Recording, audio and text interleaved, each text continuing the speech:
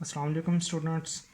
Today we are going to discuss our next topic which is tension and acceleration in a string. ये हमने इससे पहले पढ़ा हुआ टॉपिक नंबर 3.2 है। इसमें हमने न्यूटन लॉस के बारे में डिस्कस किया, उसमें फिर हमने मास एंड वेट के बारे में डिस्कस किया।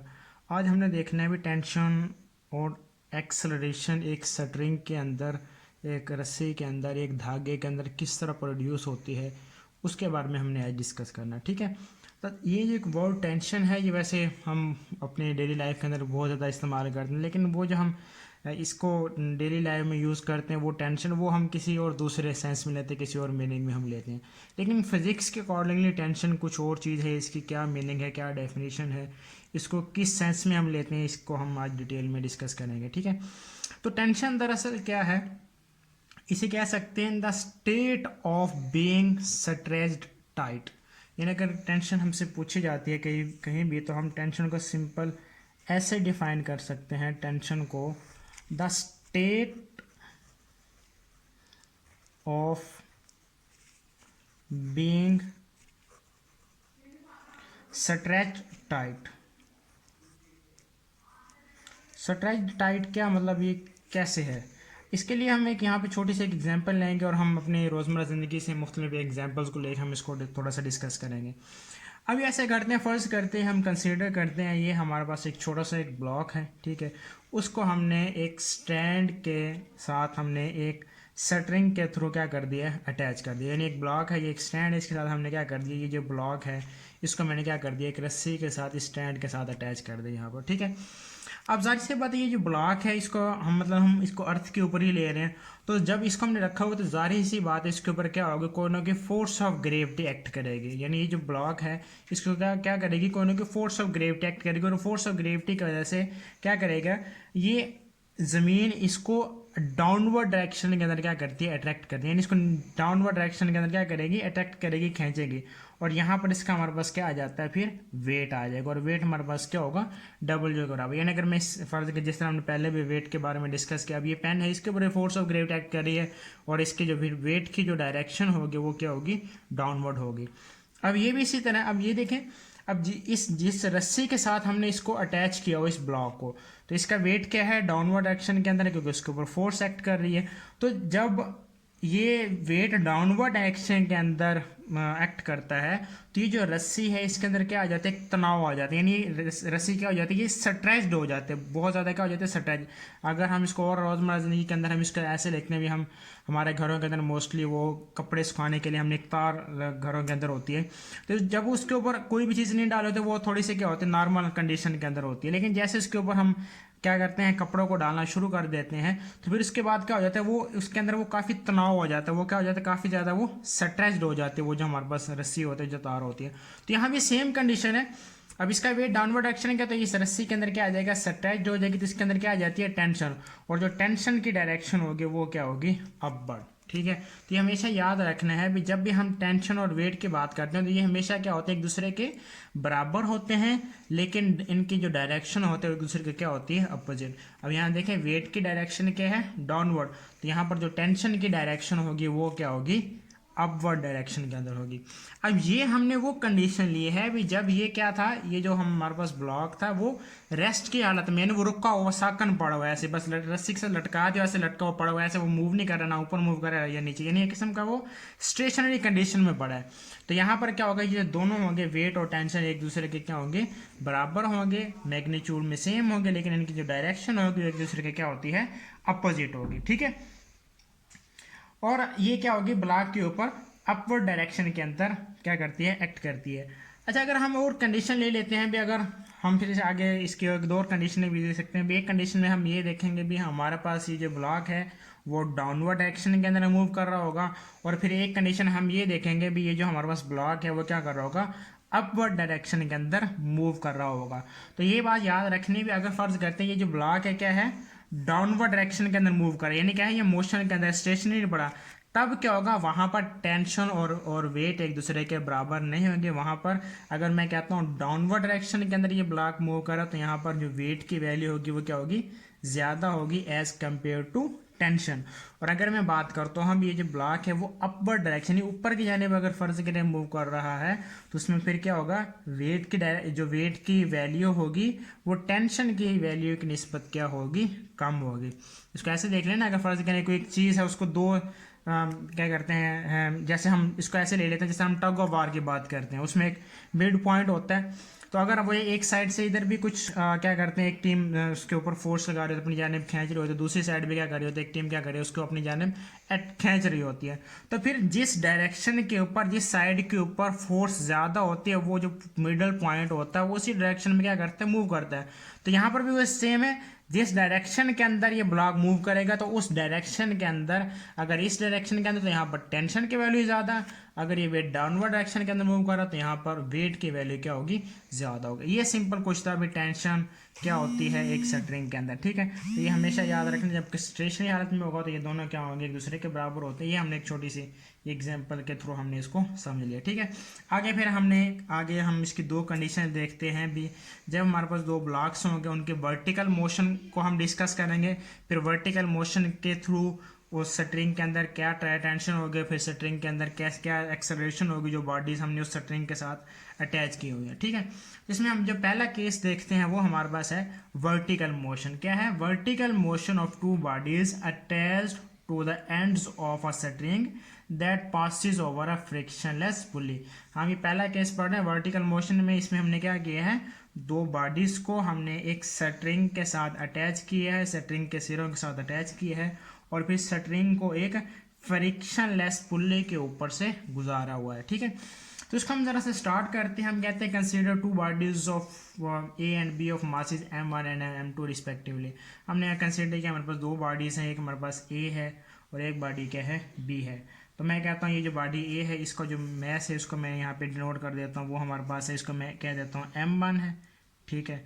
और ये जो बॉडी बी है, इसको मैंने कह दिया, इसका जो मैस है उसको मैंने कह दिया m2। और ये दोनों क्या हैं, एक इन एक्सटेंसिबल स्ट्रिंग के साथ अटैच किए हुए हैं। अच्छा, ये ज़रा समझना है भी ये इन एक्सटेंसिबल स्ट्रिंग क्या चीज़ है, ठीक है। हमारे पास दो तरह के स्ट्रिंग्स होते हैं। अब देखें ना, एक होता है एक्सटेंसिबल, वो स्ट्रिंग क्या होता है, उसे कह सकते हैं जो स्ट्रेचेबल हो, यानी स्ट्रेचेबल के जिस तरह हम एक रबड़ बैंड की बात करते हैं, अगर हम उसके ऊपर फोर्स लगाएं, उसको खींचते हैं तो वो क्या हो जाता है, वो स्ट्रेच हो जाता है, उसके अंदर मतलब सॉरी वो क्या खिंच जाता है वो इस तरीके से, ठीक है।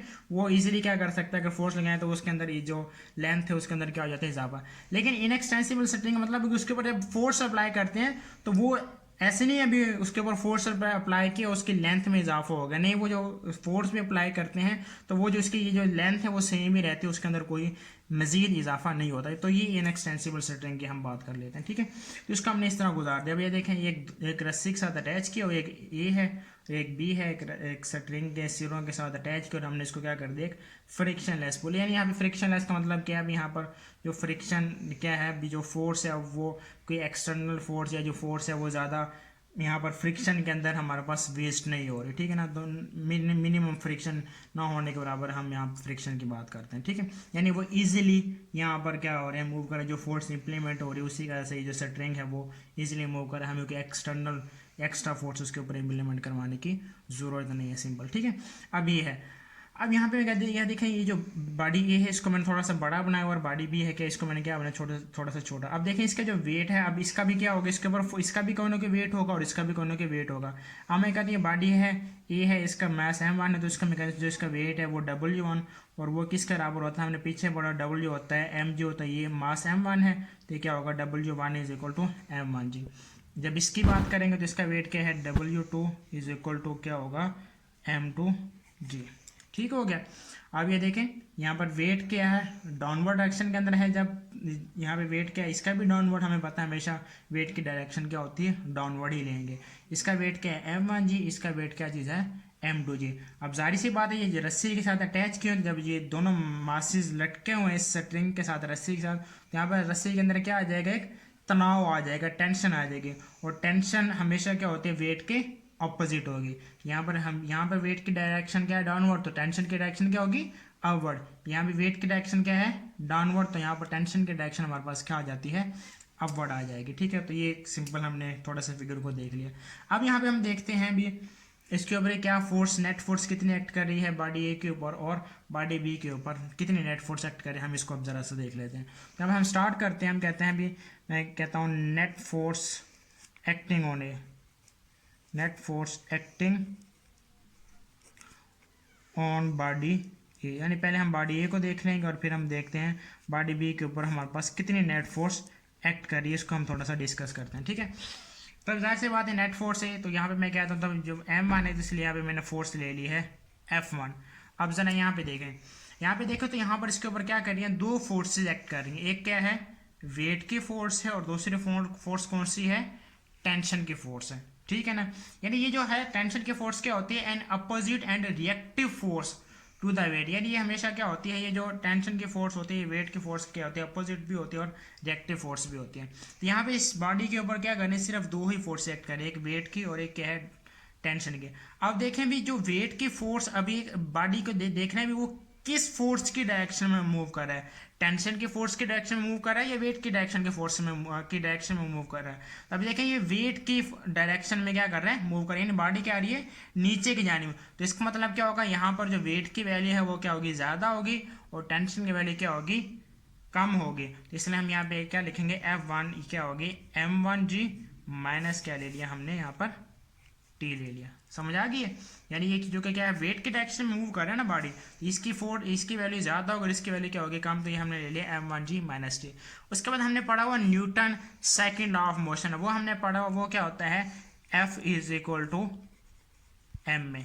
अब चूंकि हम किसकी बात कर रहे हैं, बॉडी M1 की बात कर रहे हैं, तो ये हमारे पास क्या होगा, ये इसके लिए मैं F1 ले लेता हूँ और मास हमारे पास क्या आ गया, M1। तो ये F1 is equal to M1 है, ये हमने देख लिया according to Newton's second law of motion.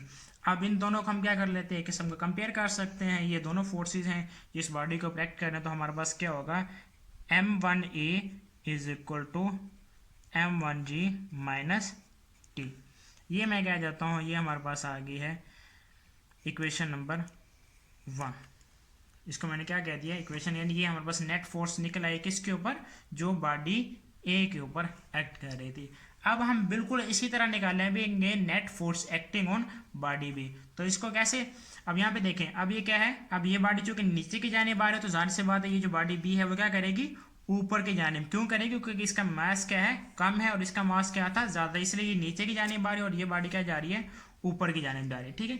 और दूसरी बात यहाँ भी है, यहाँ इन दोनों का क्या होगा, एक्सेलरेशन में भी होगा, क्योंकि ये देखें किसी ना किसी वेलोसिटी के साथ ये बॉडीज क्या कर रही है, मूव कर रही है। वेलोसिटी के अंदर कोई ना कोई चेंजिंग आएगी, जब वेलोसिटी में चेंजिंग आ रही है तो डेफिनेटली फिर क्या होगा, इनका कोई ना कोई एक्सेलरेशन। अब ये देखिए जिस डायरेक्शन के अंदर बॉडी मूव कर रही होगी उसका एक्सेलरेशन भी क्या होगा, उसी डायरेक्शन में। अब इसका एक्सेलरेशन क्या है, डाउनवर्ड डायरेक्शन में, क्योंकि बॉडी क्या जा रही है, डाउनवर्ड। अब इसके एक्सेलरेशन की डायरेक्शन क्या है, अपवर्ड, क्योंकि बॉडी क्या जा रही है, अपवर्ड डायरेक्शन में हमारे पास जा रही है। अब यहाँ देखें, अब यहाँ पर क्या है, नेट फोर्स कैसे निकलेगी, अब यहाँ पे क्या है, बॉडी किस डायरेक्शन में जा रही है, टेंशन की डायरेक्शन में जा रही है, तो यहाँ पर टेंशन की वैल्यू क्या होगी, ज़्यादा होगी, और वेट की डायरेक्शन हमारे पास क्या होगी, कम होगी, ठीक है। तो जब हम बात करेंगे net force acting on body b, इसको हम देख लेते हैं, net force acting on body b. तो बॉडी बी के ऊपर हम देखते हैं कितनी नेट फोर्स एक्ट कर रही है, उसको मैं नाम देता हूँ F2 का, और वो हमारे पास क्या निकल रही है, यहाँ पर ये देखें, यहाँ पर टेंशन की वैल्यू क्या है, ज़्यादा है, और वेट की डायरेक्शन, सॉरी वेट की वैल्यू क्या होगी, कम होगी, क्योंकि बॉडी किस डायरेक्शन में जा रही है, टेंशन की डायरेक्शन में। तो हम क्या लेंगे, T माइनस M2G, यानी हम हमेशा क्या लेते हैं, बड़ी में से छोटे को जिस तरह माइनस करते, तो इसलिए क्या लेंगे, T माइनस M2G हम यहाँ पे लेंगे। तो F2 हमारे पास क्या निकल आएगा, T माइनस M2G। बिल्कुल इसी तरह हमने पढ़ा हुआ Newton second law of motion क्या होता है, अकॉर्डिंग टू वो होता है F is equal to M में, जो कि हम बॉडी बी की बात करें उसका मास क्या है, M2 है, तो हम क्या ले लेते हैं F2, और ये क्या आ गया M2। इन दोनों को हम कंपेयर कर सकते हैं इजीली, क्योंकि ये दोनों क्या है, एक साइड पर सेम है, तो दूसरी साइड इजीली हमारे पास सेम हो गई। तो हमारे पास क्या निकलेगा, M2A is equal to T minus M2G। ये हमारे पास क्या आ गया, इक्वेशन नंबर 2।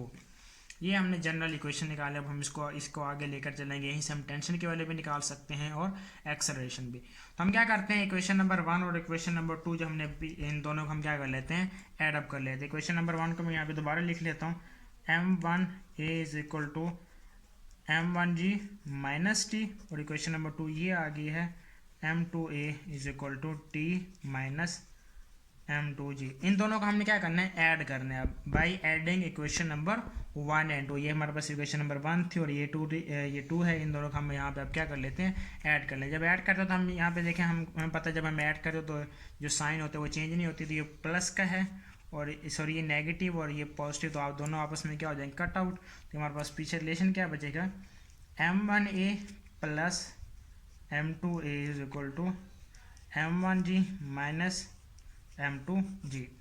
अब यहाँ पे देखें, यहाँ पे क्या चीज़ कॉमन आ रही है, यहाँ पर एक्सेलरेशन कॉमन आ रहा है और यहाँ पर क्या आ रहा है, ये जो g हमारे पास ग्रेविटेशन एक्सेलरेशन ये यहाँ पर कॉमन आ रहा है। इन दोनों को कॉमन कर लेते हैं, बाहर निकाल लेते हैं, तो हमारे पास क्या आ जाएगा, a कॉमन आ गया, m1 प्लस m2, यहाँ पे क्या होगा m1 माइनस m2 और यहाँ पे क्या चीज़ कॉमन आ गई है, g।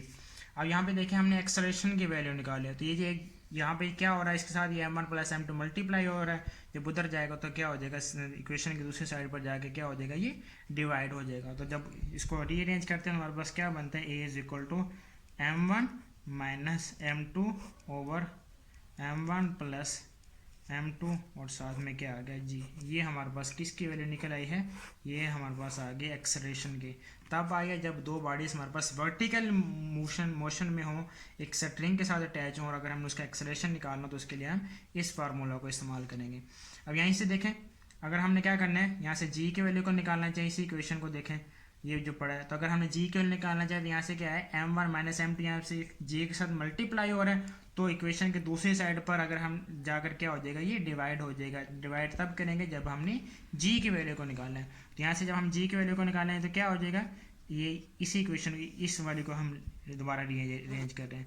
ये हमारे पास a m1 प्लस m2 वैसे का वैसे पड़ा था, हमने जस्ट क्या कर दिया, m1 माइनस m2 को यहाँ पे हमने क्या कर दिया, m1 माइनस m2 को यहाँ पर डिवाइड कर दिया, तो ये हमारे पास क्या निकल आई है, g की वैल्यू निकल आई है इस इक्वेशन से।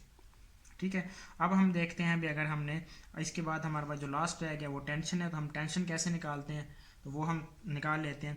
इन्हीं दो इक्वेशन को लेके चलेंगे, इक्वेशन नंबर 2 को और जो इक्वेशन नंबर 1 ये वाली जो मैंने लिखी है, इन दोनों को हम लेके चलते हैं।